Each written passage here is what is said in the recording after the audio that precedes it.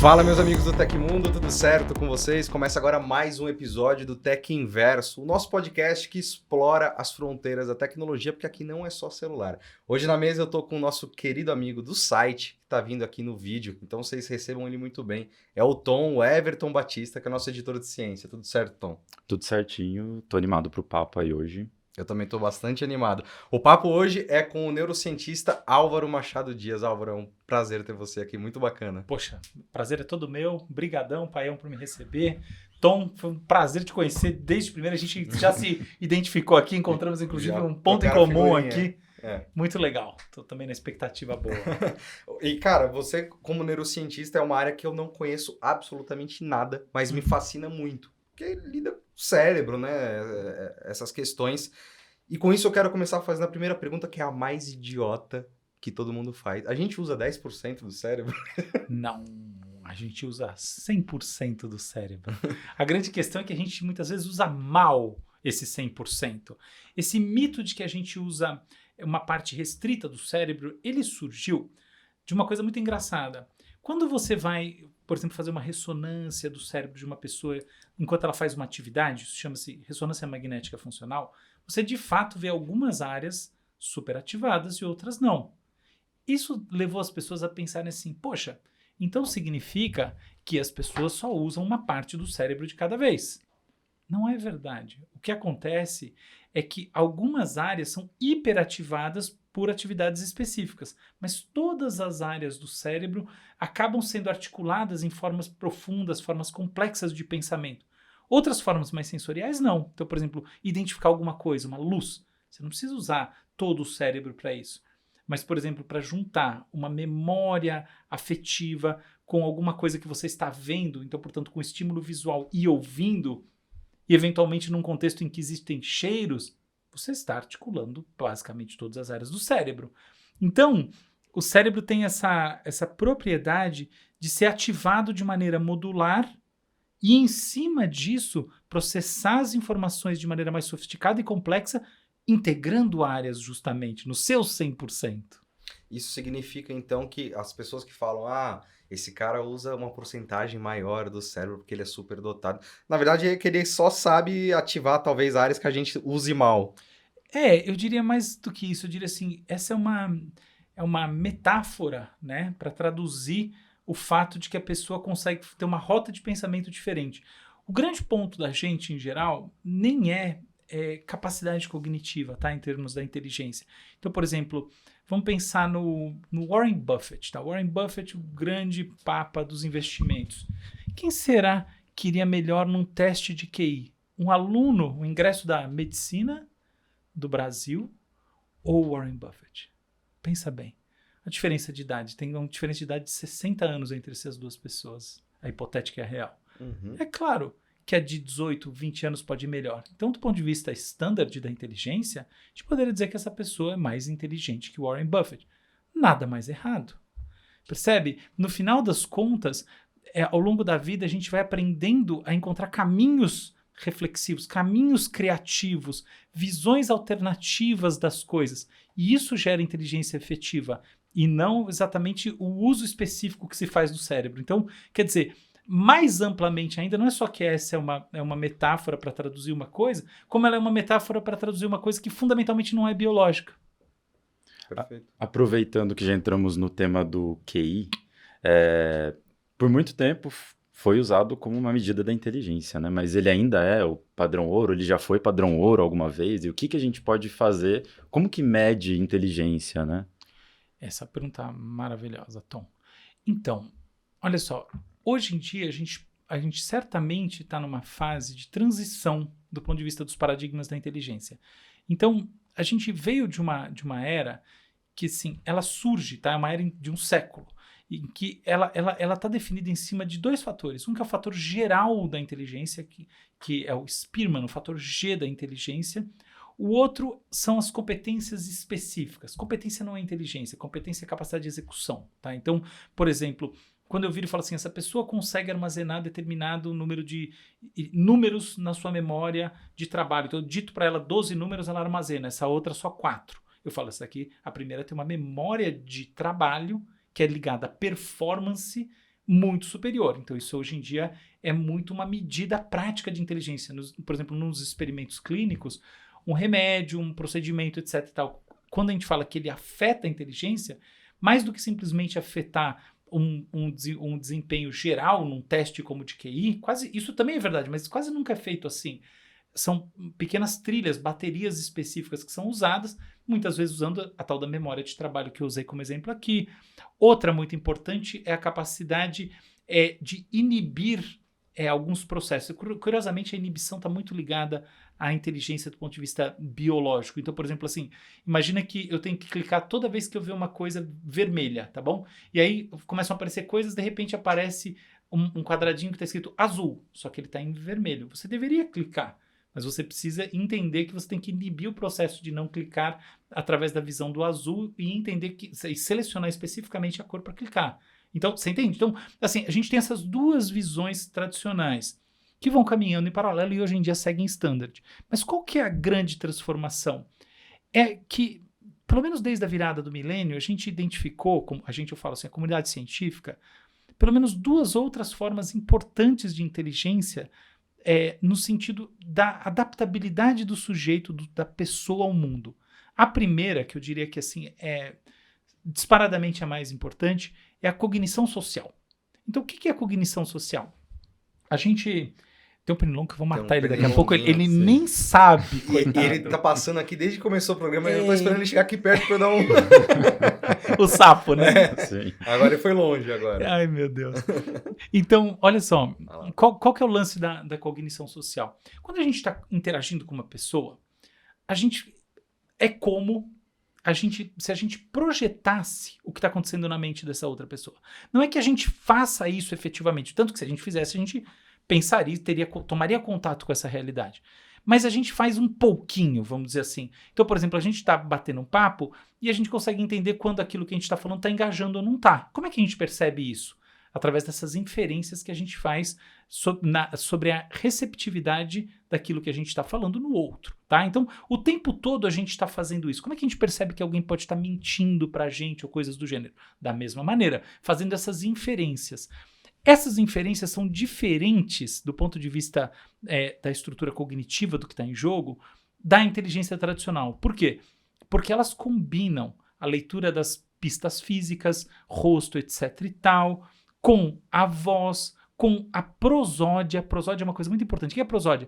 É aquilo que vem na sua voz que não é o conteúdo declarativo. É o tom, é a velocidade. O padrão pré-estabelecido também, quebra de padrão. Total, perfeito. Putz, a quebra de padrão. De repente o papo ficou meio... A pessoa falava de um jeito, de repente ela tá falando de outro. Eu falei, tem alguma coisa esquisita. Sim. Entende? Então, a cognição social é muito importante para inteligência no mundo real. Muito. E ela, hoje em dia, ela dá origem, inclusive, a alguns novos diagnósticos em áreas que hoje em dia estão crescendo muito. Então, por exemplo, como é que a gente percebe e ajuda uma criança que pode ter Asperger ou qualquer outra síndrome dentro desse espectro, tá? Do espectro autista? Identificando alguma coisa, algum fator que está nesta esfera da conexão que essa pessoa estabelece com o mundo. Por que isso? Porque é diferente, por exemplo, a gente tem gente que está desconectada do outro, mas está desconectada por causa de conflitos psicossociais.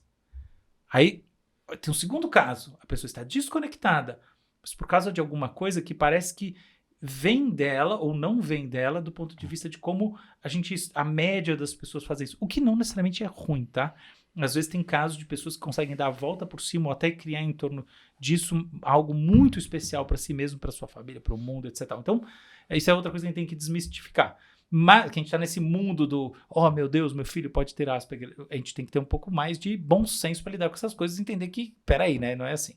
Enfim, o gênio do passado é o paciente do presente e vice-versa. Então, bom senso sempre é recomendado. Dito isso, a cognição social ela vem mudando muita coisa no nosso entendimento da inteligência, e ela vem mudando porque ela tem essa volumetria, ela envolve a pessoa como um todo, a relação com o outro. Pessoas muito boas de conversa, né? Por exemplo, nossa, mudou muito.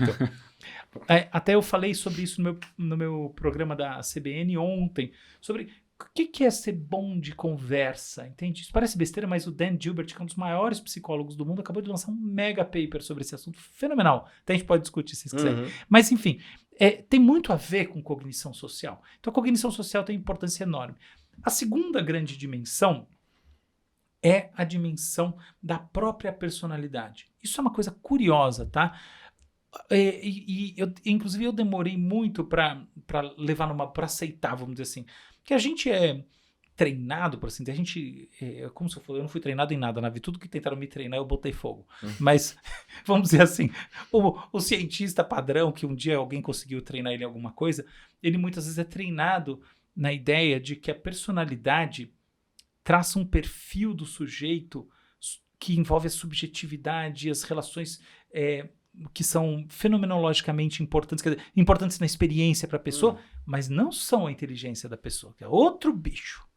Só que quando a gente, de fato, começa a mergulhar, assim, o papo da um parênteses, o papo da personalidade, ele caminhou aos trancos e barrancos ao longo do século XX. Muito teste besta, até hoje em dia, se aplicam em empresas que não tem nada a ver, que não tem base científica, que a pessoa muda depois de 6 meses. Enfim, é uma área muito nebulosa, com pouco critério. Mas, ao longo do tempo, foram surgindo coisas mais consistentes. Então, por exemplo, tem um teste estupidamente simples, que é o Big Five. São 5 dimensões da personalidade. E uma dimensão da personalidade é abertura à experiência. Abertura à experiência, em última análise, ela é um traço que vai te dizer o seguinte: o quanto a recorrência de estímulos leva a um rebaixamento da sua experiência que é suficiente para te fazer sair para alguma outra coisa. Então, por exemplo, imagina que, vamos pensar no famoso mundo animal. Claro que nós vivemos no mundo animal, mas vamos criar aquela fantasia que quem vive são os outros, né? O ser humano imagina. Então, estamos falando daquele mundo animal que não tem o ser humano. E eu estou falando, por exemplo, de uma savana, tá? O exemplo mais babaca. Então, aqui tem um leão. E o leão está aqui fazendo o que a gente chama de forrageamento. O que quer dizer? Está buscando comida e sexo. O leão está ali, foi exemplo paradigmática, não é que ideia no-brainer. Mas tudo bem, ele também é verdadeiro. O leão está ali procurando as coisas. Que horas que o leão decide que o mar não está para peixe ali naquela área que ele costuma circular e vai se arriscar numa outra área? Você fala, mas ele é um leão. Não, veja bem, um leão, assim como qualquer outro desses grandes mamíferos, precisa, na verdade, os carnívoros, precisa de muito alimento. Ele gasta muita energia. Então, na verdade, gastar energia à toa é perigoso. Pode morrer. Então, que horas que o leão decide sair? Percebe? O que está em jogo aqui é uma dicotomia entre ficar e partir. No fundo, é a decisão essencial. Porque, assim, a gente pensa muito no processo decisório como um processo de múltiplas opções, etc e tal. Mas, eu sei que isso aqui é um parênteses, mas a tomada de decisão fundamental na vida de qualquer animal só tem uma opção: sim ou não. Sendo que não é seguir como está. Ou seja, só tem um. E aí, vamos? Essa é a decisão essencial. E essa coisa, como é que esse processo é computado, né, biologicamente pelo leão? Existe um desconto, né, na forma de desprazer, dele continuar ali onde ele está, buscando alguma coisa que ele não encontra. Chega uma hora que esse leão fica de saco cheio e vai procurar em outro lugar. Vamos agora aplicar isso na nossa vida. Se você é uma pessoa que é muito travada, assim, no sentido, a gente está num momento muito sensível para falar de palavras que têm conotação política, mas muito conservadora no sentido não político. Então, muito travada. Pensa bem, a coisa, você tem uma empresa, você tá naquele negócio, não tem mais nada, não tem futuro nenhum aquele troço. Você não tá ganhando nada, nem vai ganhar nada, mas você segue. Você se coisa. Mantém ali. Acomodado.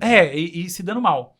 Percebe que é pouco inteligente? É pouco inteligente. O que adianta você tentar? Eu vou tentar raspar um pote. Isso recai mais sobre a personalidade da pessoa. Isso, essa é a abertura e experiência. Então exatamente, que eu tô falando que uma coisa que eu venho percebendo, eu venho de fato aceitando, é que algumas dimensões da personalidade, no fundo, são dimensões da inteligência. Então, a abertura e experiência é um exemplo típico. Então, você tá lá, raspando um pote que não tem nada dentro. Agora, olha por outro lado. E eu já paro. Pensa o seguinte. Eu comecei um negócio aqui, um negócio de podcasts, uma casa bacana, começou a dar certo. Eu falei, gente, isso aqui é super legal, mas me lembra muito o caso do Kyle que fez o Twitch e não sei o quê. Cara, vamos trocar isso aqui tudo e fazer um negócio de live stream. Você fala, meu Deus, que burrice. A gente não conseguiu nem sequer testar a nossa tese, entendeu? Não provamos a tese, nem sim, nem sim, não provamos que ela dá certo ou não dá. Não deu tempo. Então, esse é o outro erro. O leão tá ali, forrageando. Putz, ele deu 2 voltinhas, não encontrou um animal para comer, sai correndo 5 quilômetros. Provavelmente esse leão vai morrer. Você entende? Então, existe... Então, esse seria o lado oposto também, sem política, mas seria o oposto do conservador, seria o que tem um apetite ao risco muito grande. Então, equilibrar, ou vamos colocar isso de uma maneira mais precisa, equacionar do ponto de vista cerebral, porque nesse caso, literalmente, são equações biológicas. O ficar e partir, a abertura à experiência e a construção do que existe, o explorar as coisas que você tem versus o explorar novas possibilidades, é uma forma absolutamente fundamental de inteligência, que a ciência ainda nem começou a de fato aprofundar do ponto de vista de construção de um campo e tal, mas eu reconheço como uma das 2 novas dimensões. Então é isso, estou respondendo a vocês. A inteligência, de fato, ela emerge a partir do QI, né? Ou seja, do fator G da inteligência transformado em dimensões. Um pouquinho para frente, algumas dimensões mais específicas que têm a ver com performance em tarefas, como, por exemplo, memorização de números e coisas do gênero, começam a ganhar mais momento, começam a ficar mais importantes. Mas depois da virada do milênio, a gente já tem uma visão que pensa muito em termos de cognição social e, na minha visão, cada vez mais dessas coisas da personalidade e tal, que são formas de inteligência adaptativas, assim. Te vê gente que... Você olha aquela pessoa e fala, poxa, mas ela é muito menos inteligente que eu. Olha como ela está se dando bem em alguma coisa. Só pensar isso já não é muito inteligente, né? Sim. Quem pensa as coisas. Mas você entende? Vem dessa... Eu entendo, mas sobre personalidade tem uma coisa que eu não entendo direito, falando especificamente nisso. A personalidade de uma pessoa, ela não é formada no cérebro. Ou ela não seria uma coisa... Me expressei errado. Uma personalidade, ela não seria formada entre parâmetros cerebrais e vivências sociais? Não seria uma junção das duas? Claro, mas quem disse que o resto da inteligência também não? Você acha mesmo que é uma expressão de um gene mágico no cérebro? Claro que não. Sim. Eu vou falar uma coisa dolorosa para a maior parte das pessoas. A maior parte dos alunos do MIT são mais inteligentes que os alunos das nossas faculdades. Simples assim. Mas por quê? Cara, fica lá 1 ano no MIT pra você ver se você não fica mais inteligente, entendeu? A gente tem que deixar de assumir que essas coisas estão escritas em pedra. Elas são super flexíveis. O ambiente, ele É lógico. Também... Você começa a se botar mais estímulo, você começa a subir a barra, poxa, você fica mais inteligente. Sobretudo, então, aí que tá. Vou dar um passo atrás. Como eu tava falando, a inteligência vem de uma coisa hard, tipo assim, essa dimensão, aquela dimensão, para uma coisa mais sistêmica. Essas mais hard são ligadas ao funcionamento do cérebro. Não totalmente, elas também mudam com o treino. Tanto que o próprio... Não sei se vocês pararam para pensar, mas por que o teste de QI não pode ser treinado como as pessoas fazem para o vestibular? Lógico que pode. Põe uma pessoa para treinar para o teste de QI para você ver se ela não sobe o QI 30 pontos num ano. Tá, prova que... É o chamado efeito do reteste. Quando você faz várias vezes, você fica melhor. Põe uma pessoa para treinar as baterias. Olha, agora trial making, agora esse, agora aquele. Claro que ela fica melhor no teste de QI, ponto final. Óbvio. Entendeu? Então, para começar, você vê que por aí que já é coisa relativa. Mas vamos dizer que se você fizer pela primeira vez, aquilo está muito ligado a como seu cérebro funciona. Acontece que a inteligência real o mundo real não é uma planilha. O mundo real é esse ambiente altamente complexo e multidimensional em que tudo entra ao mesmo tempo.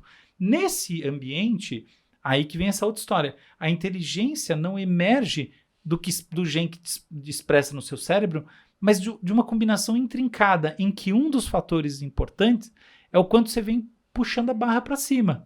Fazer coisas a mais. Eu tenho uma brincadeira que eu não falava em público até eu virar livre docente, que foi 2015, e agora eu falo numa boa, tá? Que já faz muito tempo que eu virei. Mas assim, toda vez que eu quero aprender uma coisa mais profundamente mesmo, eu invento de dar um curso na federal, entendeu? Eu falo, cara, agora acabou a brincadeira, então eu tenho que ser perfeitamente mesmo, assim, perfeito do perfeito. E aí, nessa do perfeito, você incorpora um novo módulo de entendimento. É óbvio que depois que você incorpora uns 7, 8 módulos de entendimento sérios mesmo, a fundo, como se fossem uns 7, 8 doutorados, assim, coisas que você se dedicou, né? Porque a vida é longa, né? Pra quem tá ouvindo aqui e fala que tem 22 anos, fala, ai meu Deus, 5... Não, espera você ter 46, tanto faz, entendeu? Então, quando você começa a botar uns módulos assim, você começa a fazer pontes e naturalmente você fica mais inteligente. Então, é muito vivencial. Maravilhoso. Eu vou pro segundo ponto do nosso papo, que é sobre celular. A gente estava falando sobre celular antes, que a gente queria fugir do celular aqui. Mas eu vou trazer o celular porque a dúvida que a gente tinha é se o uso constante do celular, ele acaba afetando o nosso cérebro de alguma maneira. Por exemplo, ele dificulta talvez a nossa capacidade de armazenar memória? É uma ótima pergunta, viu? Não é nem um pouco desprezível. A propósito, se a gente parar para ver, o celular, ele, no fundo, ele funciona com a gente como se a gente fosse o computador e ele fosse uma espécie de pendrive enfiado na gente. Quase uma extensão também. É mais... Não é só uma extensão. Ele tem, eu gosto dessa imagem de que ele atravessa a gente. Tem quase uma violência nisso. Então não é uma coisinha desprezível. Vamos falar de celular, não vamos não. Não, o celular é fundamental. Sim. A questão é que tanto faz se é o da Apple ou da Samsung, entendeu? Sim. Mas o negócio é absolutamente... Vai ter briga nos comentários que você falou isso, mas eu penso isso também. Tá, sei lá, pra quem gosta. Pra mim... Vamos falar, não, Apple é melhor. Não, Samsung é melhor. Eu, a propósito, prefiro o Apple, tá? Assim, é que tá. Eu gosto da filosofia da Samsung. Odeio a da Apple. Por quê? Porque a Apple fecha tudo. Sim. E você não... Enfim, sua capacidade de usar, ou você faz o famoso jailbreak, ou você não consegue manipular de fato o seu aparelho. E, assim, como também sócio de fábrica de software, de empresa de inovação e tal, fazer qualquer coisa para a Apple é sempre um saco 10 vezes maior, você não tem noção. Buildar, subir para a loja, que conheço cada detalhe dessa história e são todos traumáticos. Então a Apple é muito pior nesse sentido. Por outro lado, de fato, a robustez é maior. Então, assim, se você vai fazer um uso absolutamente leigo do seu aparelho, eu sinto que a Apple, ela tem, assim, ela te dá mais resistência. O aparelho meu, em geral, dura mais, qualquer coisa assim, trava menos, coisas. Por quê? Porque você está enjaulado lá dentro, coisas assim tende a ter essa capacidade. Então, esse trade-off que é feito pela Apple, para o usuário sem nenhum tipo de demanda técnica, ele, às vezes, é melhor, não sei. Para o usuário que quer pensar e quer usar o aparelho de maneira mais inteligente, eu sou muito mais uma coisa com Android. Na verdade, a questão não é se é Samsung nem nada, é o Android. O sistema Android é muito mais aberto, muito mais amigável para quem quer pensar qualquer coisa em cima do aparelho, né? Sim. Mas esses são assuntos que não tem nada a ver com a gente. Agora, sobre o ponto que você colocou, veja bem, vamos lá. Tem uma questão de fundo que a gente sempre tem que levar em consideração. A tecnologia, não importa por que e como, mas ela de fato acompanha um aumento do QI, tá? Então, isso é uma coisa que eu já falei em outras ocasiões, existe o chamado efeito Flynn, ele está acontecendo pelo menos desde o final do século XIX. Uma geração do ponto de vista do QI, mais inteligente do que a anterior. O QI médio de uma pessoa do final do século XIX seria considerado um QI rebaixado hoje em dia. Uma discussão longa sobre porquê, a minha visão do porquê é que a tecnologia nos aproxima, nos reforça o pensamento abstrato. E o pensamento abstrato é a base para o desenvolvimento das aptidões que a gente chama de inteligentes hoje em dia à luz dos testes que existem. Então, por exemplo, pessoas que falam que até desculpa te cortar, que a tecnologia deixa a gente burro. Então, né? Tem esse papo. É totalmente o contrário. A tecnologia está emborrecendo a sociedade. Não, a tecnologia está tornando a sociedade mais inteligente do ponto de vista dos testes, isso é indiscutível. Não é questão de opinião. Bom, bem, o jeito que eu falei, acompanha isso, tá? Que existe um progresso linear do ponto de vista tecnológico, isso é indiscutível, pelo menos desde o fim do século XIX. Existe um progresso no QI indiscutível desde o final do século XIX. Existe uma relação entre morar em ambientes urbanos que são mais tecnológicos e tal, e ter essa subida mais forte do QI? Existe, reforçando a tese. Portanto, é muito difícil questionar isso em cima de dados ou qualquer coisa que, mesmo de bons argumentos, você pode questionar só na base do desconhecimento. Então, esse ponto está colocado. E o exemplo que eu sempre dou é minha filha, quando tinha 3 anos. Agora eu comecei a dar exemplo quando ela tinha 3 anos. Ela agora tem 4 para 5.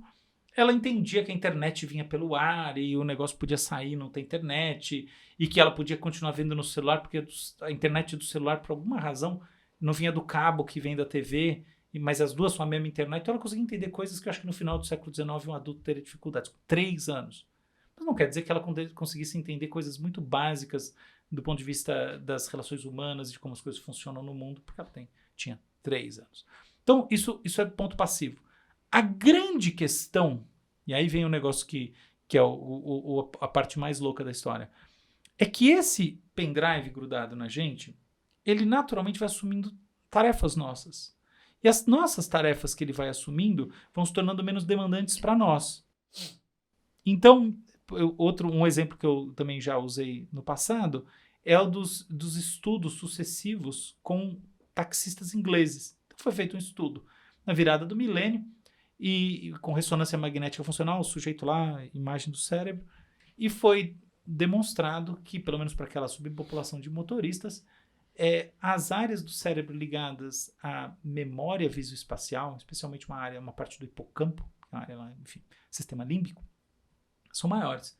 Inclusive, córtex pré-frontal também tem umas coisas que é a área que todo mundo fala, Então tem um negócio ali acontecendo. E tal olha só, para quem está falando de inteligência fixa, a gente está falando de adultos com mudança física no cérebro, tá?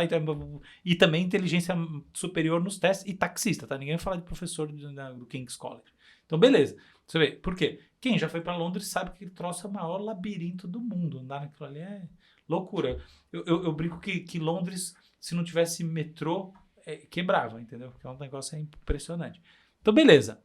Foi feito um outro estudo em 2017, e o curioso, que saiu em 2018, é que essa mesma população não só não tinha esse traço, como tinha alguns traços que estavam menos ativados, menos exuberantes, por assim dizer, do que os controles. Qual que é a interpretação? O sujeito passando o dia inteiro no carro, sem pensar, usando o Waze. Então, quer dizer, a tecnologia, nesse caso, a gente pode dizer que muito provavelmente esteve associada a uma redução da inteligência. Então, você fala assim, mas agora ferrou. Como as duas coisas ao mesmo tempo, né? Então, antes de responder, eu ainda vou trazer mais uma variável, e eu acho que ela é o pivô para tudo.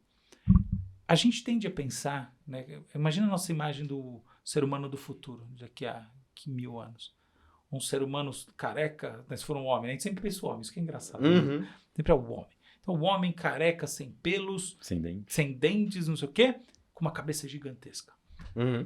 Se a gente for olhar, por que ele tem essa cabeça gigantesca? No fundo, porque ele tem um cérebro gigantesco. É uma outra besteira cérebro. Absoluta, total. Sim. Mas tudo bem, como se fosse assim, né? Quem um dia já entendeu a relação entre uma cabeça e um crânio e todas as membranas, tudo viu que não é exatamente assim. Mas tudo bem, não importa.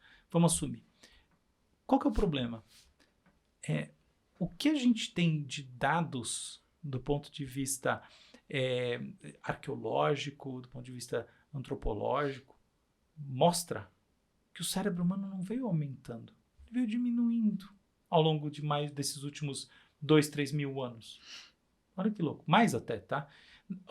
Tem uma coisa curiosa que, assim, o advento da agricultura, que foi a grande transformação, que aconteceu em diferentes lugares ao mesmo tempo, de 12 mil anos antes de Cristo até 6 mil anos antes de Cristo. Ele trouxe uma capacidade de espalhamento da população brutal, trouxe as estruturas sociais absolutamente complexas, mas uma coisa que ele trouxe também foi redução na estatura humana e coisas assim, e há especulações de redução do cérebro. Por quê? Porque a vida fica mais fácil.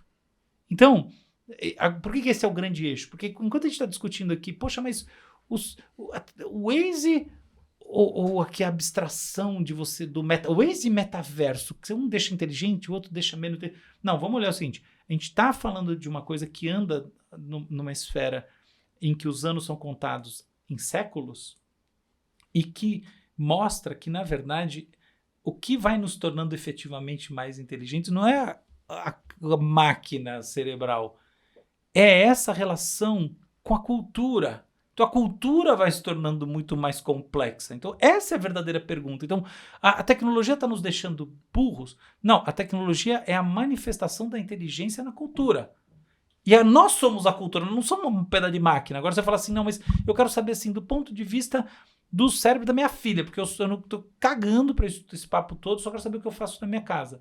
Bom, é simples. Se a criança usa tecnologia, por um lado, dependendo da tecnologia, pode estimular o cérebro dela, porque pode trazer processos abstratos e etc, etc, etc. Por outro lado, essa tecnologia pode ser justamente um fechamento em relação ao mundo exterior, ela não faz mais nada. Sua filha passa o dia inteiro vendo desenho no YouTube, putz, não está somando. Sua filha tem contato com o celular, ela entende que o negócio funciona assim, assado, vê um pouco, tem esses estímulos. Meramente vendo desenhos no YouTube, ela ouve um do Japão, um dos Estados Unidos, um da França, um da Espanha, e ela entende, ela tem essa experiência sonora, e o resto do tempo ela está em contato com o mundo, no meu entendimento, está muito provavelmente somando. Mas é muito assim que a gente tem que ver, entendeu? Então, a tecnologia é reflexo da cultura aqui. Sim. Mas não vamos assumir que isso é uma questão biológica. E essa relação estímulo e inteligência pode ser extrapolada para videogames, por exemplo? Com toda certeza. Saiu um estudo recente, toda hora sai um estudo disso, agora, cada hora é uma coisa, né? E agora é que, não, o videogame deixa a criança mais inteligente. Bobagem. Assim, jogar dentro de determinados contextos, quando o jogo é estimulante do ponto de vista cerebral, narrativo, estimula aquelas competências que estão sendo exploradas no jogo. Como tirar todo o game e fazer isso em papel também estimula. Como Sim. tirar até o papel e trocar uma ideia. Coisas mais simples. Por exemplo, eu aprendi a falar inglês jogando videogame. Eu tinha aula de inglês na escola, não aprendia nada na escola, mas eu aprendi com videogame. Então, assim, é uma coisa que, pô, o videogame faz mal, eu acho que... Não, é besteira. O ponto é o seguinte, é que é chato a gente não oferecer uma coisa que está sendo suplicada para nós, né, que estamos comunicando toda hora, que é me dar uma resposta fácil. Eu posso dar a resposta fácil se você quiser, desde que seja mentindo. Entendeu? Uhum. Resposta verdadeira é, cara, depende. Por exemplo, uma outra questão ligada a game. O game violento aumenta a violência?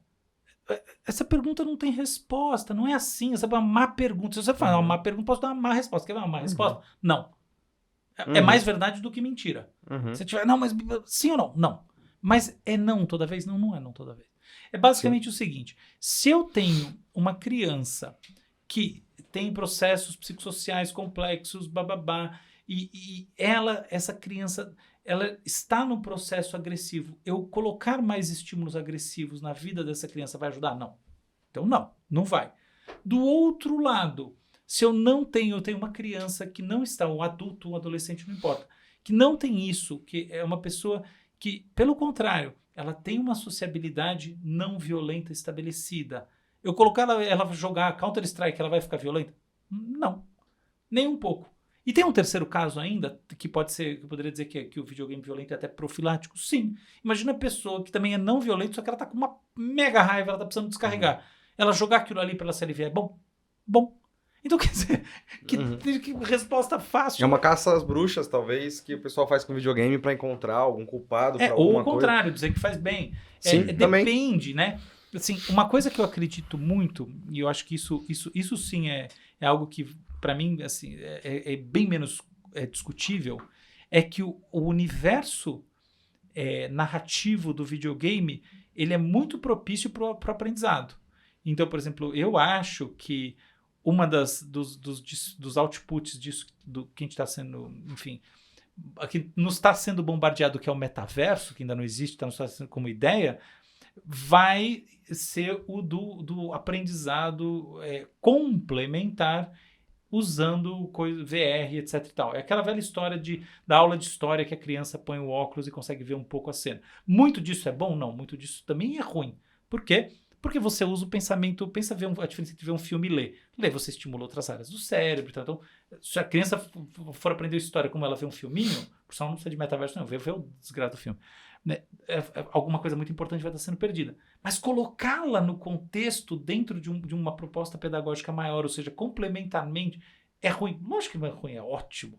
Entendeu? Então, é uma estrutura de game. Você bota as duas... Por exemplo, uma coisa é, sei lá, e botar a criança passivamente, ela fica de saco cheio. Agora, você desenvolver isso como um game da história, aqui Napoleão, aqui... Cara, eu já pensei várias vezes no quanto seria muito interessante ter games assim, que estruturam, né? A gente vai fazer o role-playing da história num universo de computação volumétrica. Então, maravilhoso. Mas é isso, dentro de um contexto mais amplo, pode ser bem legal. As redes sociais devem entrar também nesse paralelo, né? Porque a gente está vendo agora, principalmente agora em época de eleição, assim, pessoas completamente lobotomizadas, assim, para as redes sociais. A gente vê pessoas que eram tranquilas, completamente malucas por causa das redes sociais. Isso tem um impacto também? Claro. Como é que funciona esse impacto? Como que as redes sociais conseguem deixar as pessoas desse jeito? Radicalizar, né? Radicalizar pessoas. Olha, é que... veja bem, vamos lá. Primeira coisa, eu não acho que a rede social radicaliza ninguém. Tá? Isso aí eu acho mito total. A radicalização... primeiro a gente tem que dar um passo atrás e entender, ou pelo menos criar uma tese sobre radicalização. Né? O que é radicalização? Vamos dizer assim, as posições ideológicas correm em 2 eixos. Um dos eixos, preciso dar um passo ainda atrás, as ideologias políticas, elas surgem no nosso passado filogenético, não é hoje. As ideologias políticas surgem muito antes, ou melhor assim, o DNA das ideologias políticas surge muito antes da política como a gente conhece, tá? Então assim, uma tese importante que saiu nos anos 70 sobre o surgimento do Estado, diz que o Estado, né, o Estado organizado, surge a partir da necessidade de estruturação de grupos para a guerra, e isso acontece mais ou menos há 5.000 anos atrás, tá? Então, assim, junto com a escrita, algumas coisas assim, tá? Então, ali está o momento do Estado. Muito antes disso, a gente tem o surgimento da agricultura. Muito antes disso, a gente tem a especiação, que é o processo no qual a gente vai de um ancestral comum com os outros primatas, formando a espécie. 200.000 anos atrás a gente tem o Homo sapiens, mas esse processo de especiação toma 7 milhões de anos. Então são 7 milhões de anos para a gente ficar tão diferente dos outros primatas. Se a gente for lá na base desse ancestral comum que a gente tem com o chimpanzé, com gorilas, etc. Esse ancestral comum vem de uma estrutura que, por exemplo, é presente nas sociedades de chimpanzés, altamente hierárquica, em que a cooperação é muito baixa. Mas mesmo assim existe um grau de política. Então, por exemplo, antes se achava que o macho alfa que domina era sempre o mais agressivo e forte. Nada mais falso. Ele precisa criar articulações horizontais, ser apoiado, senão ele é assassinado. Então não é assim que funciona. Algo que tem a ver com o relacionamento vem muito antes da gente, mas ele chega na gente de maneira altamente hierárquica, tá? O que acontece? Ao longo desse nosso processo de formação da nossa espécie, sobretudo do momento em que a gente surge como espécie há 200.000 anos até, enfim, boa parte da nossa história, eu falo até o surgimento da agricultura, mas na verdade passa por isso, a gente tinha como forma básica de organização a estrutura a estrutura nômade de caçadores-coletores. Olha só qual é a questão. A gente não armazenava alimento. E o mundo, no Pleistoceno, na chamada Idade da Pedra, era um mundo de clima muito hostil.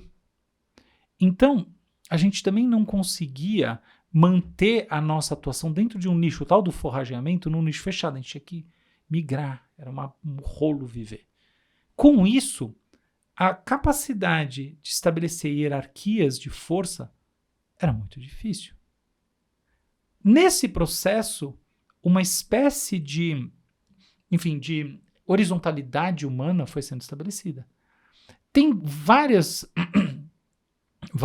ressalvas a isso. Tem um grande antropólogo, que eu sou muito fã dele, chamado David Graeber, que publicou um livro importante, The Dawn of Everything, mostrando que, na verdade, já existiam hierarquias entre os caçadores-coletores pré-históricos, assim como existiam estruturas complexas, e também, do outro lado, a agricultura, você tem sociedades de agricultores e também do pastoreio que são mais horizontalizadas. Então, tem exceções, mas são exceções.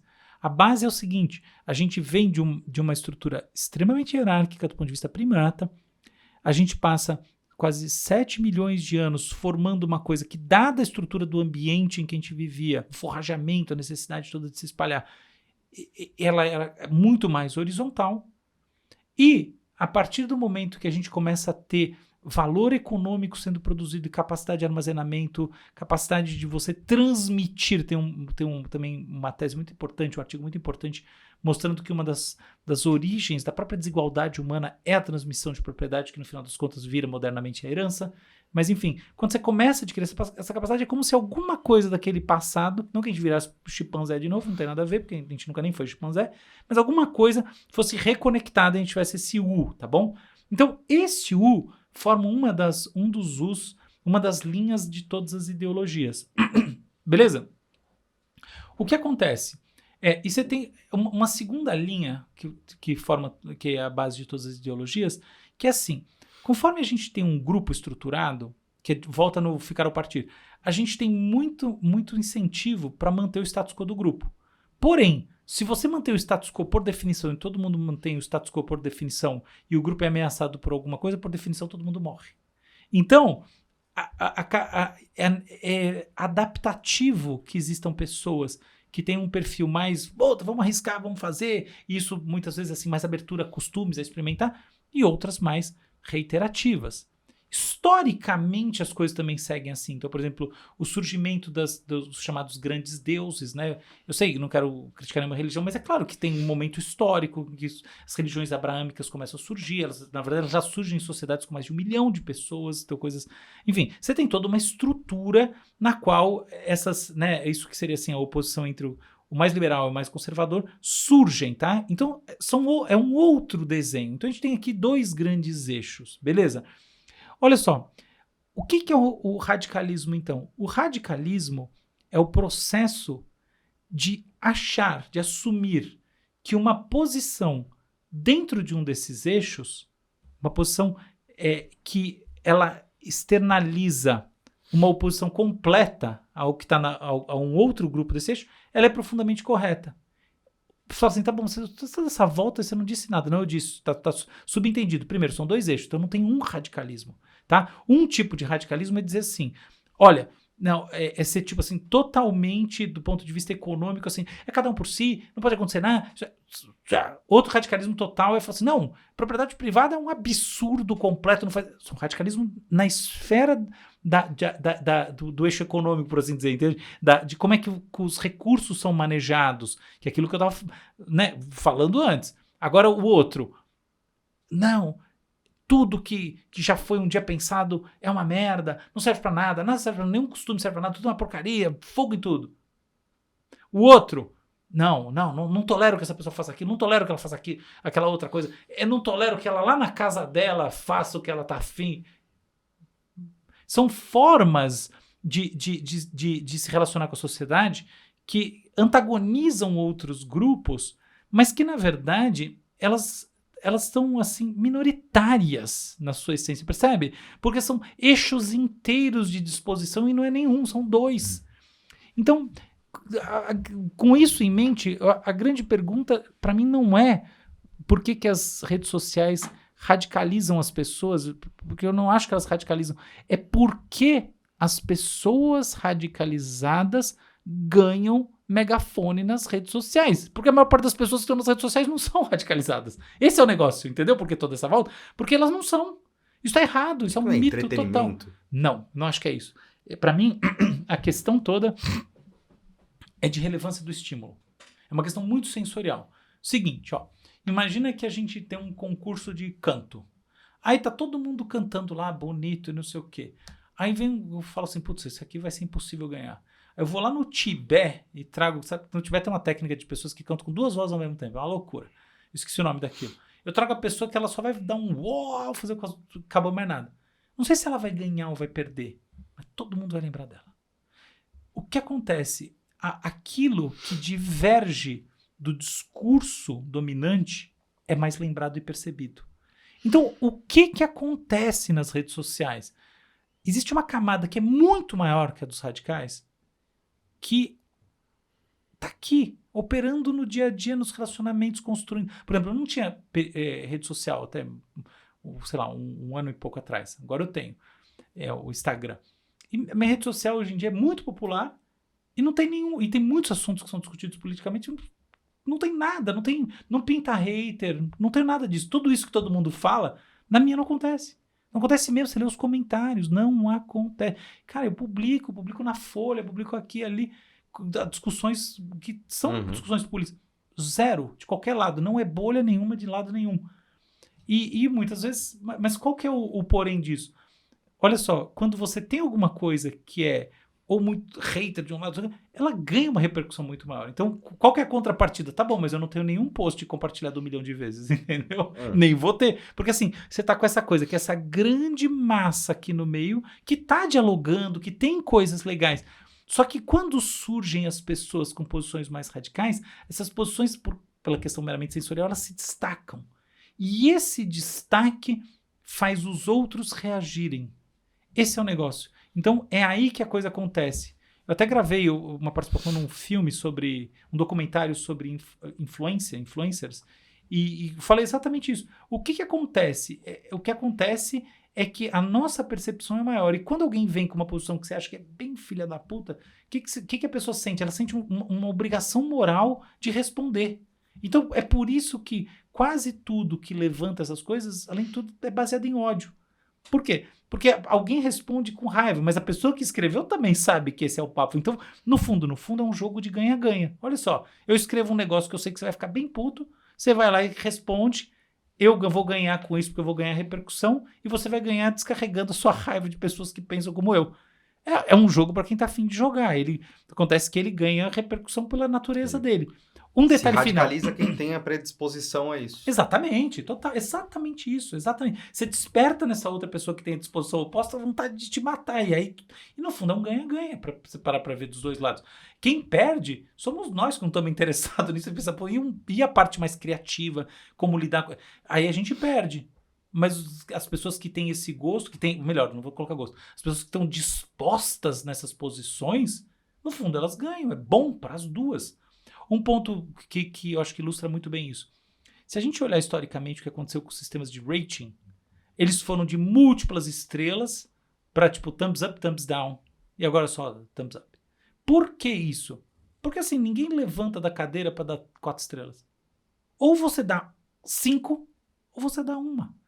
Você percebe? Para você responder a um estímulo, ele tem que ser suficientemente motivacional para você. Para ele ser suficientemente motivacional, ele tem que te tocar afetivamente. Qual é a melhor? O que toca mais? Coisa boa ou coisa ruim? Coisa ruim.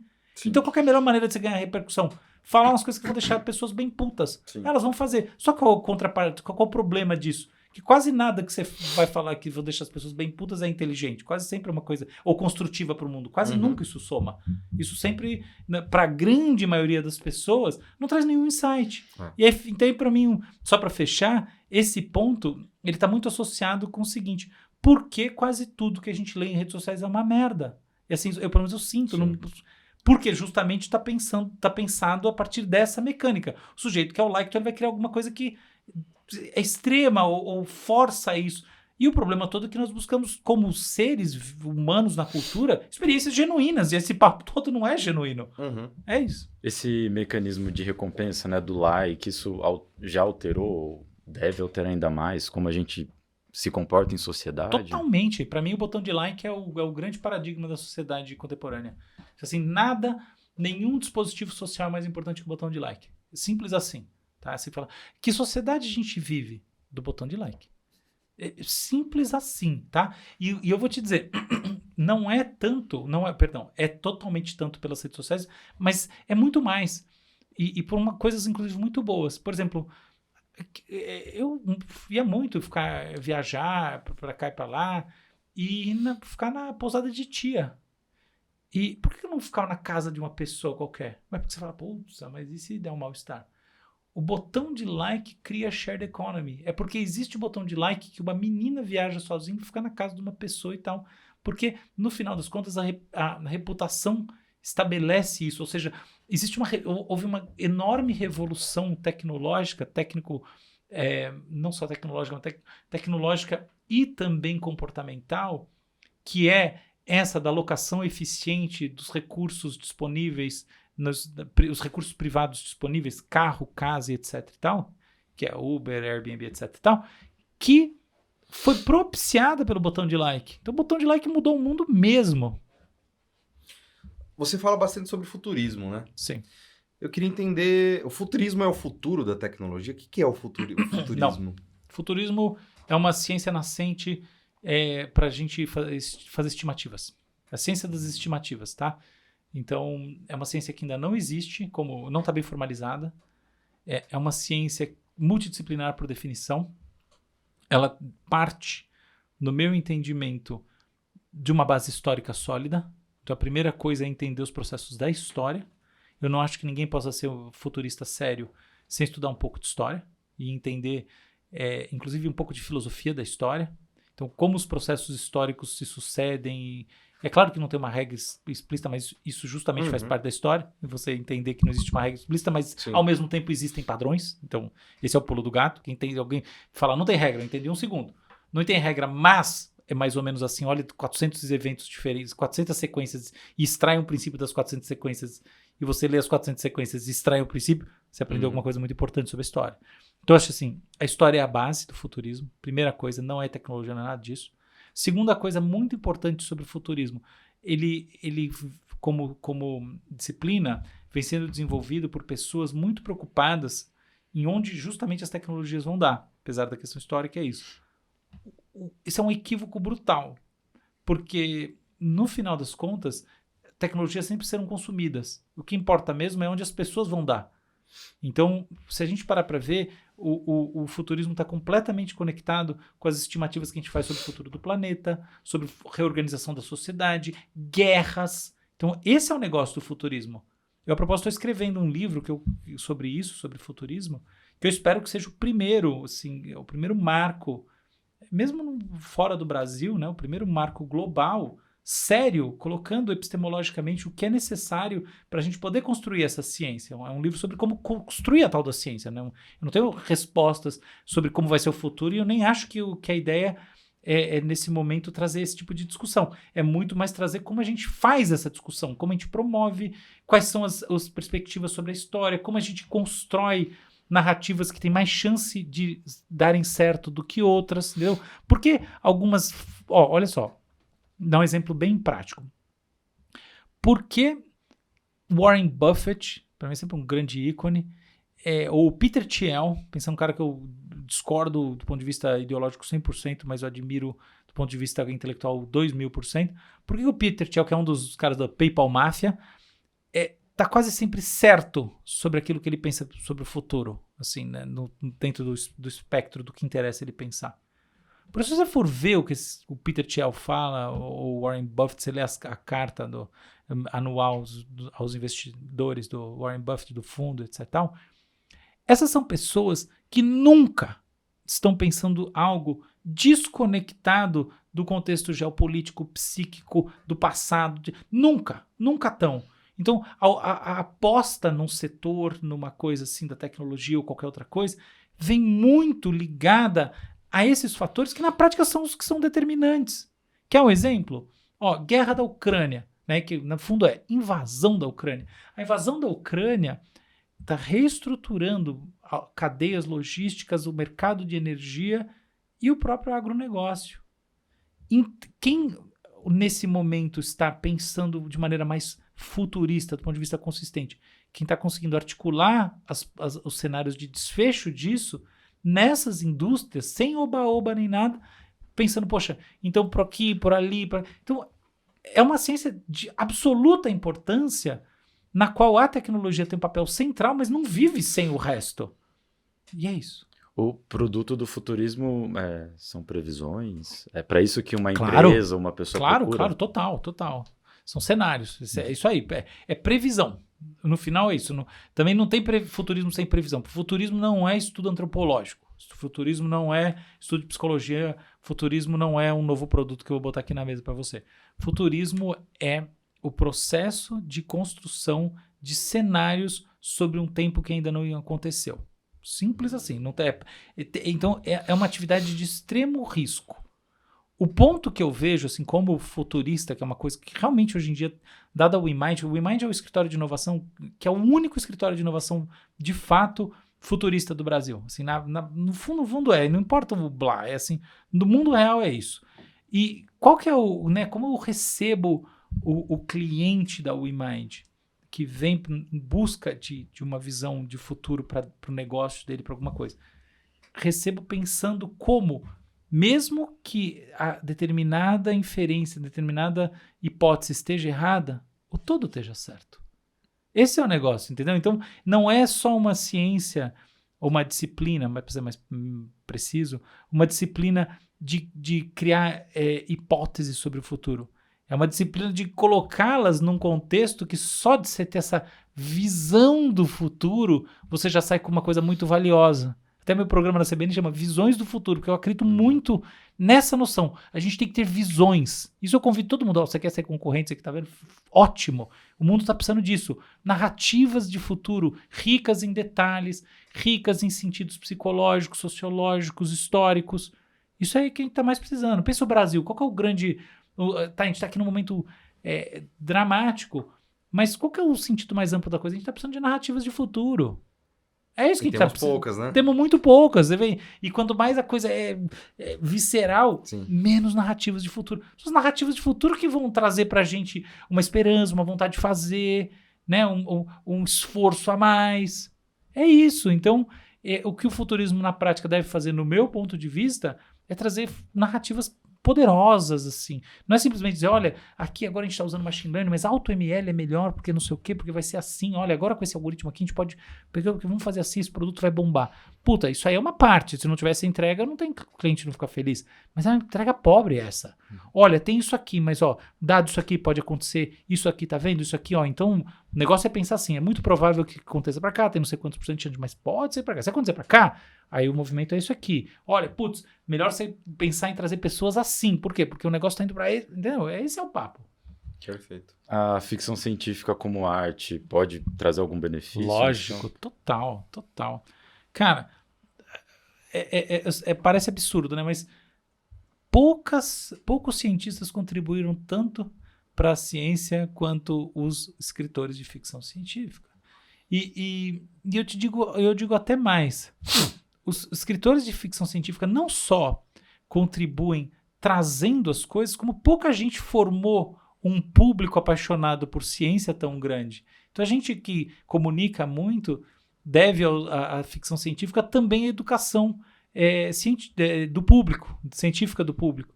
Então assim, eu diria assim, é muito importante usar, ler, entender e né, compreender a narrativa, a construção de narrativa dos romancistas que foram ou não cientistas e seguiram por esse caminho, assim como é importante recomendar para as pessoas. Então, por exemplo, muitas vezes em consultorias, eu gosto muito de falar, inclusive, às vezes para ver filmes, pensar coisas que, sabe, porque às vezes você fala para a pessoa ler um livro, pode dar trabalho, mas ver um filme, refletir sobre um ponto de vista, sobre como as coisas podem estar conectadas dentro de uma esfera, um ethos que essa pessoa, essa empresa não está vendo.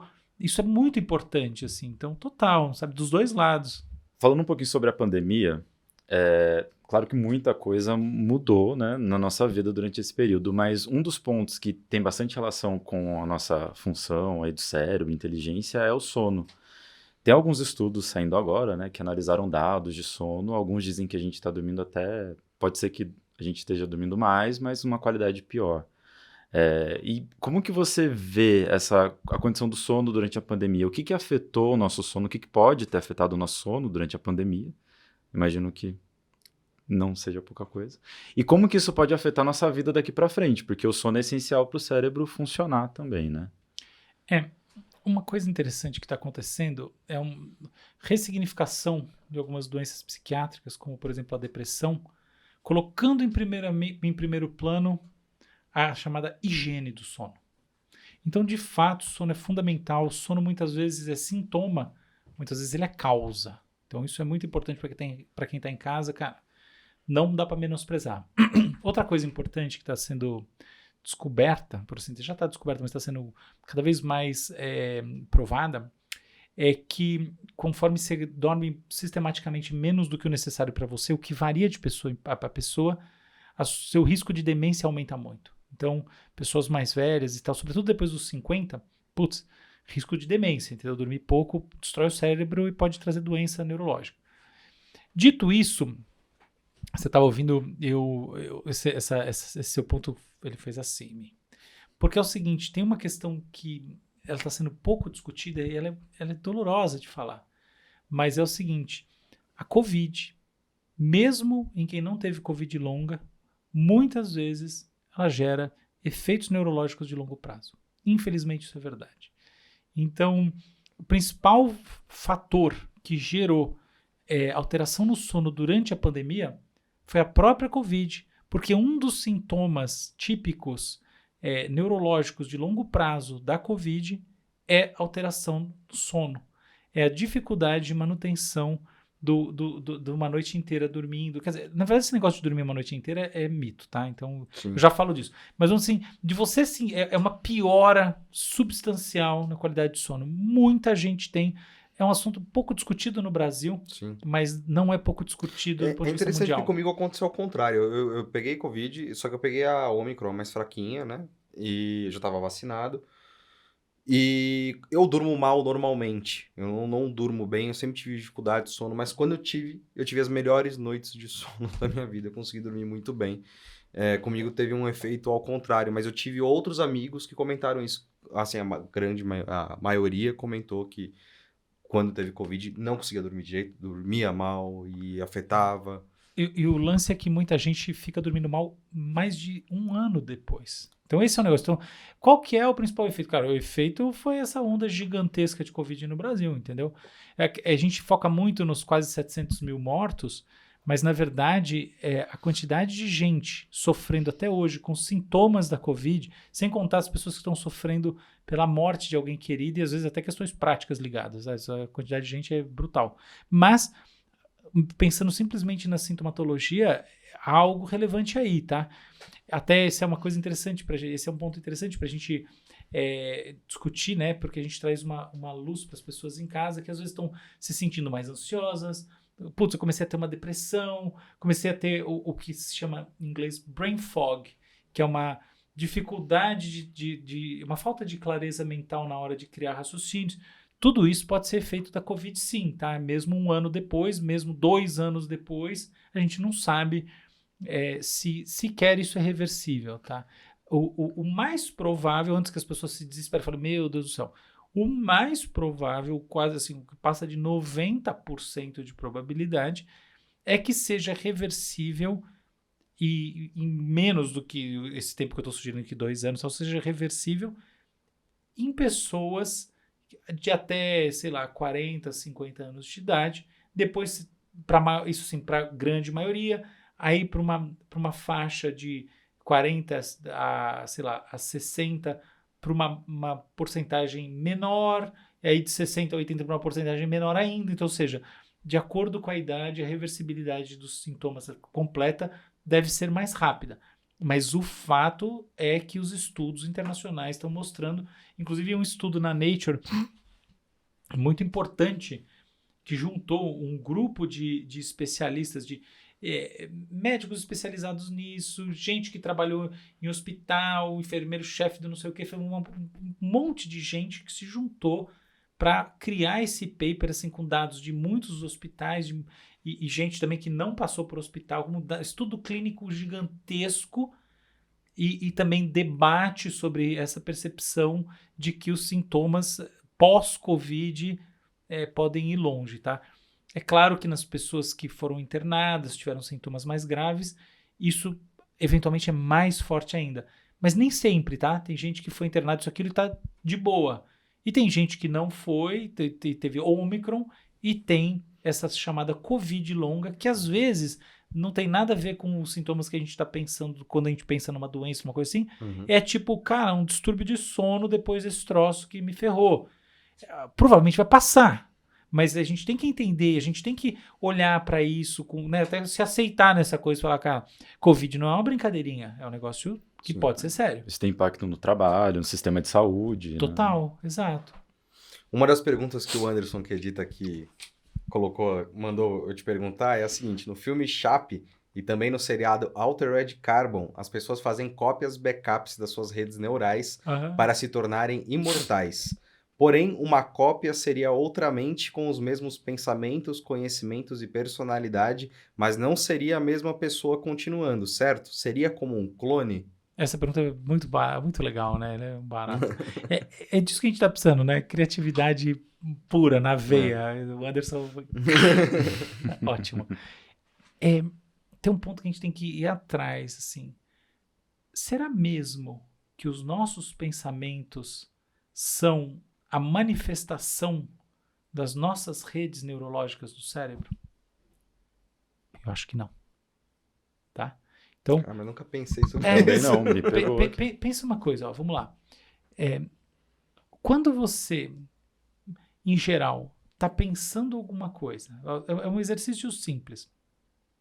Quando você está pensando alguma coisa, quase sempre, você está pensando ela de dentro da cachola ou você está conectando alguma coisa de dentro da cachola com alguma coisa que está lá fora, no mundo exterior? Alguma influência externa. Você tá... Entende? Qual é a taxa de pensamentos que você tem que, no fundo, são reações ou reprocessamentos do que você está vivendo num determinado momento? Você entende? Talvez ao longo do dia, porque também, às vezes, a pessoa quando tem insônia, tá na cama, ela não tem, talvez, muitos estímulos externos. Isso, perfeito. Ó, exatamente. Você tem momentos que você está reagindo menos ao mundo lá fora. Mas boa parte do tempo você está reagindo aos estímulos externos, entendeu? A ideia de que a gente tira todos os pensamentos de dentro, out of the blue, ela, para começar, não é tão verdadeira. Tá? Então, a primeira coisa é isso. Segunda coisa, quanto dos nossos pensamentos tem a ver com o nosso corpo? Então, por exemplo, tem estudos com pessoas que tiveram lesões cervicais completas e perderam sensibilidade do corpo. Isso muda alguma coisa no pensamento? Cara, em alguns níveis muda. O corpo como espaço de representação, ele é importante, tá? Então, não é que mude radicalmente, mas de fato, por exemplo, frio na barriga, ou isso, aquilo, o pensar também ele tem uma extensão. Então, vamos subtraindo coisas para chegar no ponto. Terceira coisa, quem disse que quando eu recrio a estrutura meramente anatômica do nosso cérebro, inclusive do ponto de vista das conexões, eu recrio a estrutura funcional do cérebro? E agora, então eu fui por níveis de generalidade. O primeiro, menos importante. O segundo, já mais. Agora, finalmente, o punk. Entendeu? Porque é o seguinte, eu tenho esta configuração cerebral. Só que, fora essa configuração cerebral, eu tenho esta relação com o mundo. Eu junto essa relação com essa configuração e da minha forma de pensar nesse corpo. Agora, se eu não tenho essa relação, eu só tenho um sistema que pensa como eu, por assim dizer. Mas por que esse sistema que pensa como eu, quando ele for pensar funcionalmente, quando eu botar ele em atividade, ele vai sentir que ele é eu? Quem disse que a gente pula de uma premissa para outra? Eu acho que não pula. Eu acho que muito pelo contrário. E como é que a gente fala, tá bom, mas que viagem, né? Por que não pula? Quer um exemplo básico? Pensa na despersonalização, que é comum em doenças psiquiátricas e pode ser comum e pode ser até intencional.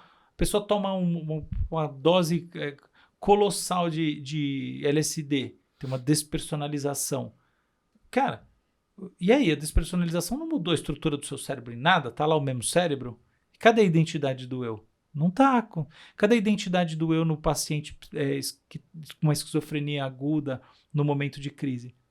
Não tá. Então, essa noção de que o eu segue simplesmente porque a estrutura, a topografia de rede está preservada, é uma ingenuidade, porque ela assume que da anatomia, ou melhor, da relação entre anatomia e organicidade, né, e atividade orgânica, perdão, a gente sai com um corpo, mas a gente não sai com um ser humano, mas a gente não sai, a gente sai muito funcionalmente mesmo. Sim. Eu preciso de alguma coisa que vai emergir, agora para dar o fechamento e aterrissar para todo mundo em casa, que eu sei que eu falei de um jeito complexo, mas a gente precisa de alguma coisa que vai dar um nó, e essa coisa que dá um nó a gente chama de consciência. Era isso. Entendeu? Que eu ia falar. Então, no final das contas, essa consciência, mas não como tomada de consciência. Sim. Não é eu ver aqui, entender que estamos aqui e tal coisa. É a senciência, né? É isso, é a consciência de si próprio, é a autoconsciência, é a metacognição, é a experiência do eu enraizada nesse corpo, nessa experiência de mundo que eu já tive, com as minhas memórias, a coisa toda.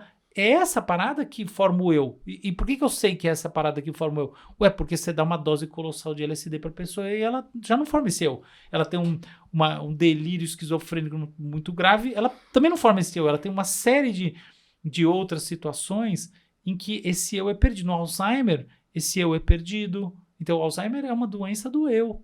Entende? Então, como é que a gente vai dizer que o eu surge meramente da estrutura neuroanatômica do cérebro, entende? Sim. E não é que ele surja de uma outra coisa sentido. etérea, não tô falando, não é nada disso.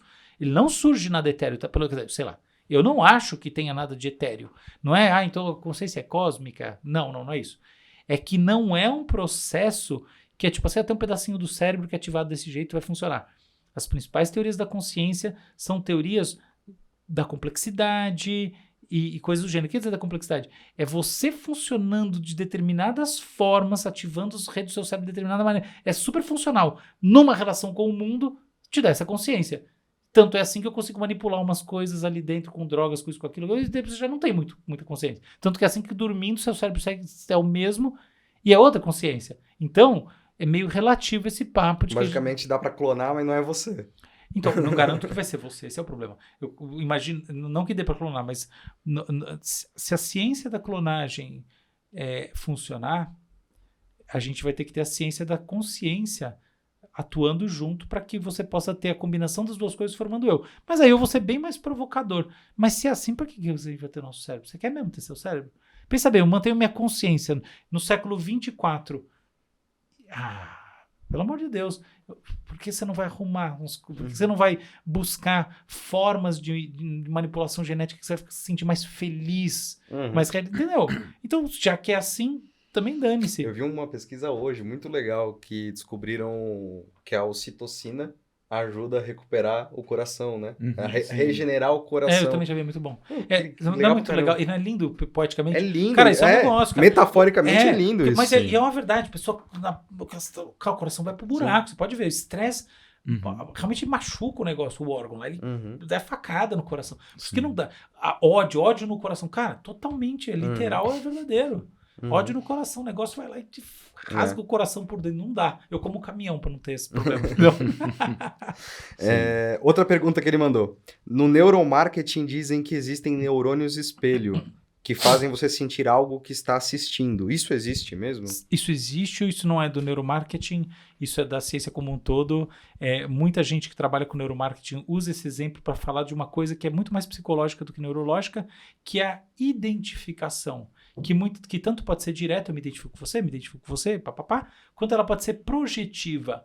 Eu posso me identificar com algo que eu imagino que você é, que você se quer, tá? Então, e essas identificações assim, que são, por exemplo, as que importam no consumo e tudo mais, não tem nada a ver com isso, com o neurônio espelho em si, mas o neurônio espelho é uma realidade neurológica, é bom, eu entendo quem usa porque ajuda didaticamente a entender o que está acontecendo. Mas não é uma construção social, psicossocial que importa. Então, eu projeto em você alguma coisa, a figura de autoridade, isso, aquilo, e pumba, com essa história eu faço funcionar. Por exemplo, quando alguém contrata um garoto propaganda, uma garota propaganda, imagina o que a audiência vai projetar nessa pessoa, né? Não pensa só, ela tá usando a camiseta escrito Bombril, então eu vou comprar Bombril. Não é isso. Esta pessoa, ela é alvo de determinadas projeções bem recorrentes na média das pessoas, então eu já sei o que as pessoas sentem, eu quero associar estes valores à marca Bombril ou qualquer outra marca. O processo é mais complexo, entende? Agora, neurônios espelhos são neurônios que foram descobertos por uma dupla de neurologistas italianos que estão na área pré-motora do cérebro. E é uma área de planejamento motor. E o que quer dizer? Quer dizer isso? Quer dizer que eles têm a ver com planejar um movimento. E como é que funciona? Um macaco vê o outro que vai pular da árvore, sei lá, qualquer coisa, ele tem uma ativaçãozinha que deixa ele meio que prestes a fazer ou pronto para fazer a mesma coisa. Entendeu o funcionamento da coisa? É muito mais mecanicista na sua essência, mas como didática, como elemento de uma narrativa didática, é válido. Perfeito. tem mais pergunta do Anderson? Tem mais uma aqui dele que me chamou muito a atenção, que ele colocou, é um nome que é estranho. E como funciona a parte do cérebro chamada de cérebro reptiliano? Isso ainda é aceito? A parte que controla, por exemplo, a impulsividade, que seria o porquê das call to action do marketing, como compre agora, funcionar. A pessoa faz uma compra na internet sem pensar, no impulso. Então, esse é um ponto bem interessante mesmo, viu? Assim, tem uma teoria que é do cérebro trino. Então, o cérebro estaria sendo dividido em 3 esferas. Uma é reptiliana, uma mamiliana. Ah, existe mesmo sim, isso. E uma tipicamente humana. Uhum. E elas têm uma divisão que é filogenética, tá? Então, envolve a história das espécies e reflete o fato que a evolução ela é acumulativa, ela não é substitutiva na sua essência, porque, obviamente, ela trabalha com uma economia intrínseca, né, de recursos. Você não vai lá e vai fabricar nada, não é assim que funciona. A própria ramificação das espécies explicaria isso, tá? Essa teoria, ela tem um pequeno problema. Ela não tem nada a ver com o que acontece no cérebro. Tirando isso, tá tudo bem. Entendeu? Pouca coisa. Nada a ver. E em que cérebro que ela não tem nada a ver? Com o cérebro do jacaré. Então, essa teoria está 100% errada. Simples assim. Sou eu que estou falando, tá? Isso assim, eu só estou replicando coisas que vários cientistas já perderam seu tempo escrevendo, mostrando. Que assim, tá bom, então esse aqui é o cérebro reptiliano. Eu não estou discutindo, pode chamar ele de reptiliano. O problema é, cadê isso aí no cérebro do jacaré, entendeu? Não é assim que funciona. Não. Então, por que está errado? Não está errado porque a gente não tem camadas. Tem as camadas. Sim. As camadas são filogenéticas. Tem uma correlação filogenética. Por exemplo, o córtex, que é a camada exterior, é uma camada filogeneticamente mais nova. Claro que é. O córtex pré-frontal, ele é mais conectado e essa conectividade reflete também o momento ulterior na filogenia. Sim, tudo isso é verdade. Mas falar no cérebro do jacaré, vai lá. É uma coisa básica. Tem um monte de estudo anatômico com réptil. Não é assim que funciona. Então está completamente errado porque a nomenclatura, a lógica está errada. Tá bom? Acima desse ponto, tem um outro que eu acho que esse daí já é muito mais sutil, que assim, existe essa área no final dos anos 90 aqui no Brasil, a partir da virada do milênio, se tornou muito importante para informar o pessoal do marketing e tal. Ela deu muito mais origem a palestrantes do que a produtos e serviços, mas mesmo assim ela foi relevante. O ponto, assim, quando eu faço muita coisa com marketing, até essas coisas de muito futurismo, muitas marcas precisam saber para que lado vão, né? E eu acredito que tem um problema de base nisso tudo, que é a noção do sujeito consumidor como um otário. Então ele vai lá, aperte, o exemplo clássico é o buy button, tá? É o botão de compra. Eu não tenho botão de compra, não sei se vocês, eu não tenho botão de compra nenhum, eu não sou um otário, entende? Então essa noção de que a pessoa é um otário, e aí vem a parte 2, e que o papel do marketing é ser hipócrita e manipulativo para fazer esse otário dar o dinheiro dele, para mim é péssima como um todo, tá? Eu acho que essa no fundo, se a gente parar para ver do ponto de vista psicanalítico, tem uma verdade muito maior do que do ponto de vista de marketing. Quem cria essa teoria, se é do marketing, se acha um bosta e acha que está lidando com outro bosta que é o consumidor. Cara, poxa, sério mesmo? Viver para isso? Que bosta, para falar em bosta, sim, entendeu? Então, eu acho que está completamente errado. Eu acho que, assim, existem vulnerabilidades. Esse é o papo Goebbels, entendeu? Isso é marketing à la Goebbels. Porque aperta o botão de compra, porque o cara, ele tem um cérebro...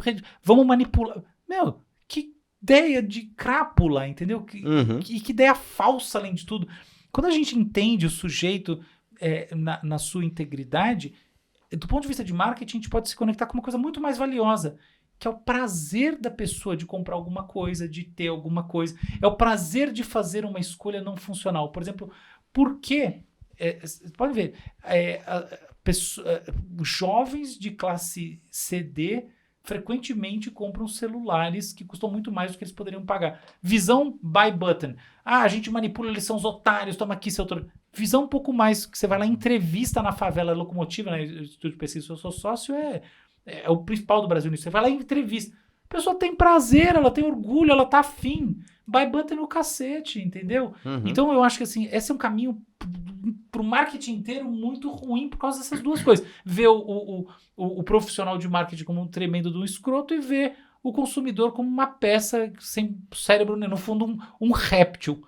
Não é assim que é a realidade, ainda bem. Como se não tivesse complexidade ali. Não tivesse subjetividade, complexidade, orgulho, vontades verdadeiras, como se os fenômenos identificatórios que são ligados a tecnologias, produtos, etc., não fizessem parte da sociedade. Claro que fazem. Essas são as verdadeiras linhas de força dos processos aquisitivos, e não o que você botou a propaganda lá e a pessoa comprou por impulso. Se ela fez isso, você deveria dar 30 dias para se arrepender e devolver o dinheiro. Que, aliás, o direito do consumidor dá, ainda bem. Se fosse assim, pronto.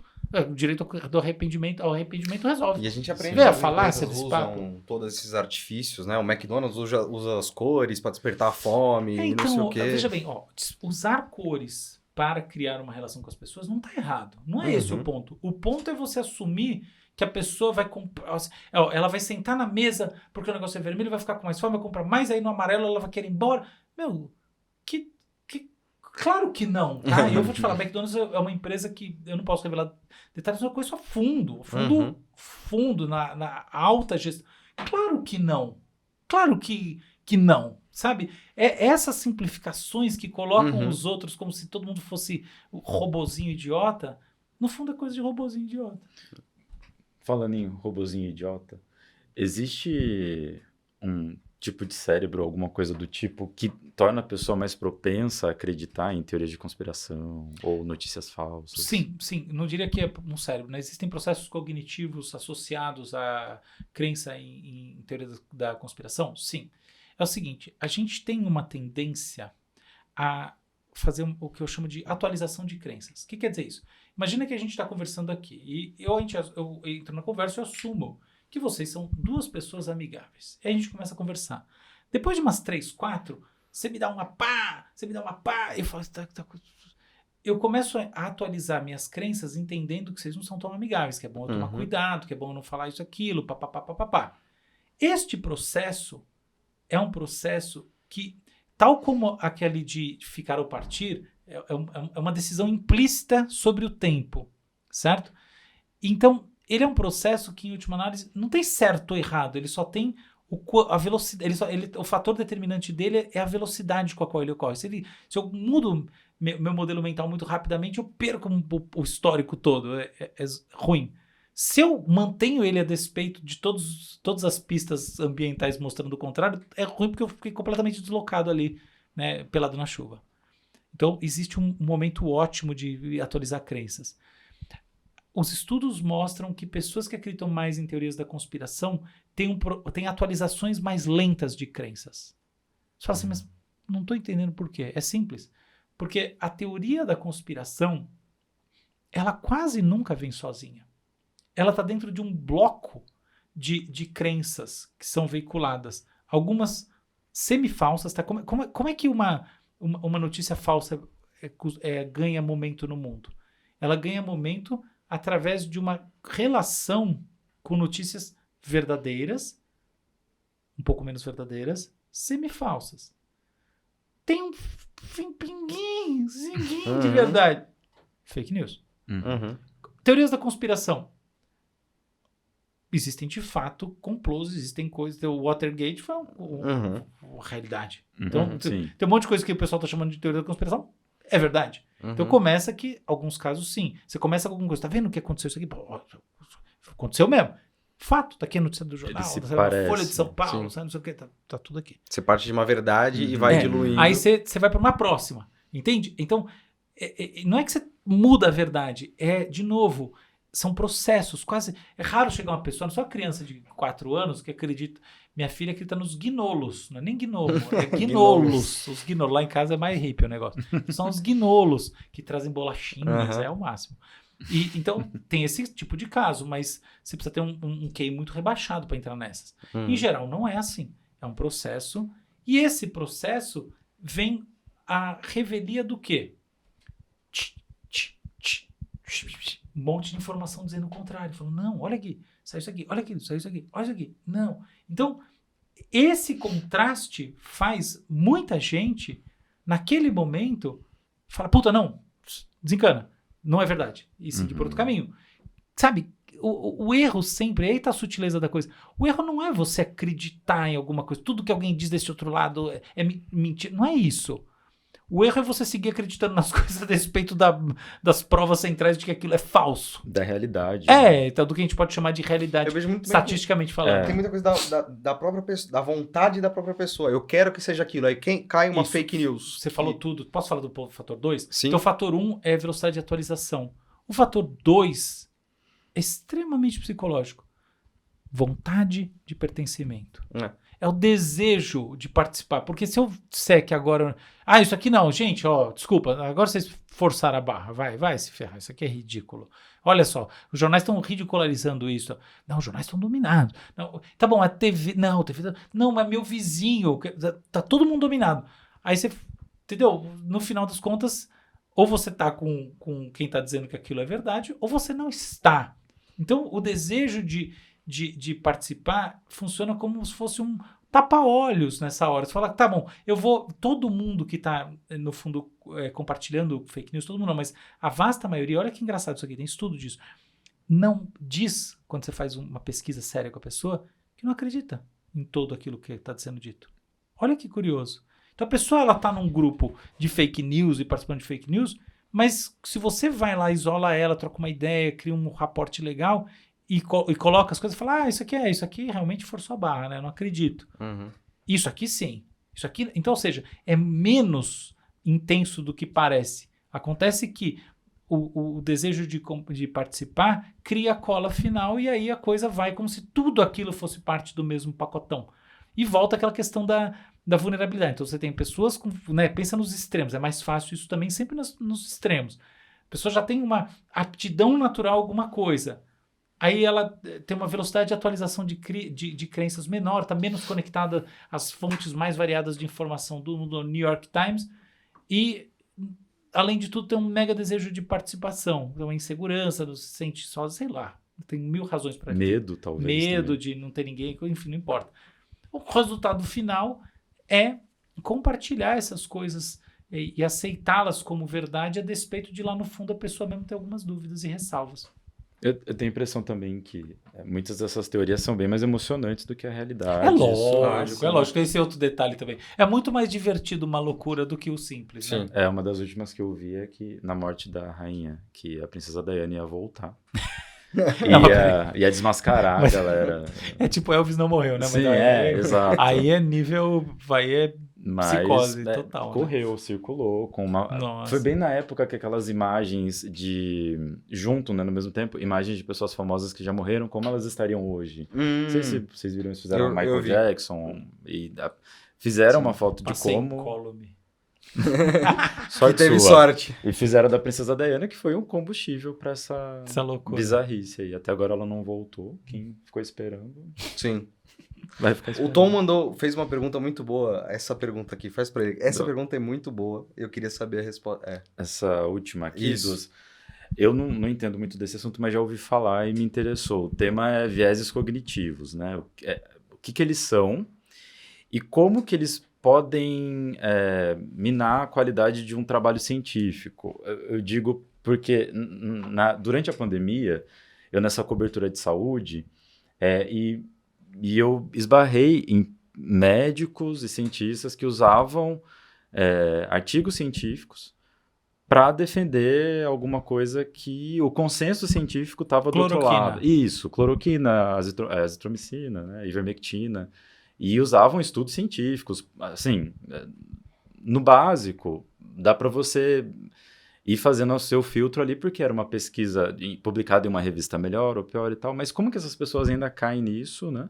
E como que posso usar uma pesquisa científica mal feita para defender, né? Como que os vieses cognitivos atrapalham fazer ciência? Eu vou falar uma coisa que eu acho que talvez para algumas pessoas soe controversa, mas não é. É o seguinte, eu não acho problemático que no começo da pandemia a gente estivesse tentando, experimentando e, inclusive, defendendo o uso da cloroquina. O problema, antes que cortem o vídeo para dar certo, o problema é que depois de um tempo, as evidências, não só dos efeitos colaterais, do custo-benefício negativo, mas como as evidências de que o caminho era a vacina, estavam muito claras. Então, voltando ao ponto anterior da atualização das crenças, o problema não é você falar assim, cara, nossa, estamos desesperados, não sei o quê. Cara, tem esse remédio aqui, parece que talvez... Cara, quem quiser arriscar, arrisca, entendeu? Eu entendo isso do ponto de vista da tomada de decisão médica. Tá, beleza, quem quiser, tá arriscando com o paciente, mas você está numa situação extrema, gente morrendo. O problema é o seguinte, depois de um ponto, esse troço não tem nenhuma relevância do ponto de vista mais amplo, ao mesmo tempo que ele está pisando em cima de outro que tem. Você entende? Então, para mim, esse é sempre o ponto, é muito mais sutil, não é o que está certo, o que está errado. Então aí eu volto, então como que isso foi feito? Eu acredito que justamente porque deixou de ser uma questão científica, se tornou uma questão ideológica.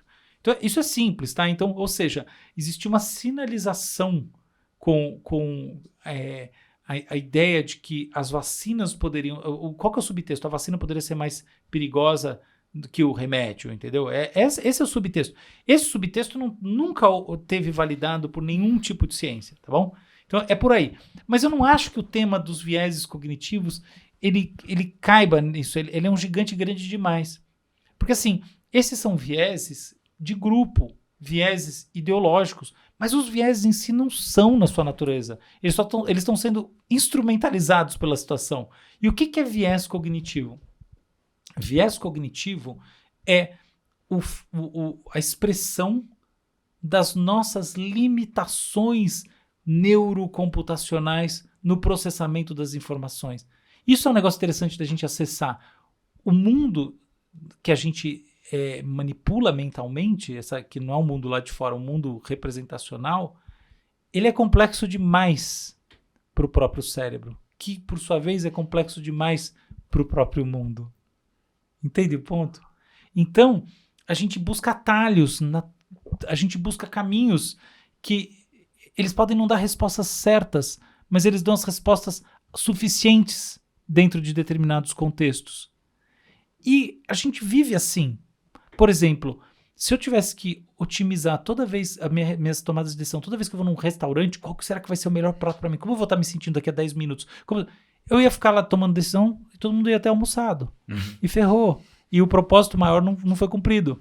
Então a gente aceita o que é suficiente e a gente vive de atalhos mentais. O grande problema é que às vezes as situações elas criam verdadeiras camas de gato em relação a esses atalhos. Então, por exemplo, existe uma realidade intrínseca do mundo que é que os estímulos negativos impactam mais que os estímulos positivos. Por que é assim? Imagina que a gente está naquela savana do exemplo, só que agora ele não é o leão, você é a pessoa. Se um animal quase te pegou num lugar, o leão quase te matou, você conseguiu fugir, você vai ficar traumatizado. Quando você for andar ali, você já vai... Por quê? O leão só vai te matar uma vez. Agora imagina que você encontrou uma árvore que tem uma coisa... Isso é muito bom, só que não tem o mesmo valor, percebe? Você só morre uma vez. Então, a natureza em si faz com que os estímulos negativos tenham uma impactação maior no cérebro. Consequentemente, nossa aversão ao risco tende a ser... A aversão ao risco do ponto de vista populacional tende a ser mais comum do que o apetite ao risco. As pessoas tendem a experimentar uma perda com mais intensidade do que um ganho correlato, e assim por diante. Tem 1000 variações desse mesmo papo, tá? Que dizem que foi o Daniel Kahneman que descobriu, não é verdade. Mas não importa, ele formalizou com o Amos Tversky. Mas enfim, essa coisa faz com que, na dúvida, a gente fique mais reticente. Putz, será mesmo? Na dúvida a gente fica mais reticente. Só que olha que coisa engraçada. Em muitas situações, a única solução, por assim dizer, ótima, é ser absolutamente neutro em relação a riscos.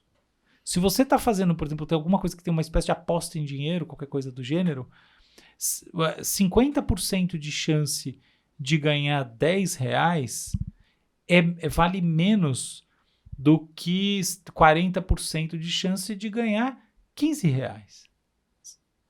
Só que mesmo assim, A maior parte das pessoas vai na primeira opção. Isso não é racional, isso não otimiza a sua vida. Sim. Entende? Então, o problema dos vieses é que eles são a própria expressão do fato de que o mundo é complexo demais para o nosso cérebro.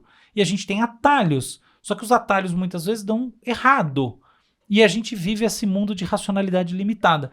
Por que isso é importante? Porque às vezes a gente vê uma pessoa com um raciocínio meio pobre, e é natural que quando a gente identifica isso nos outros, a gente fique... que pessoa...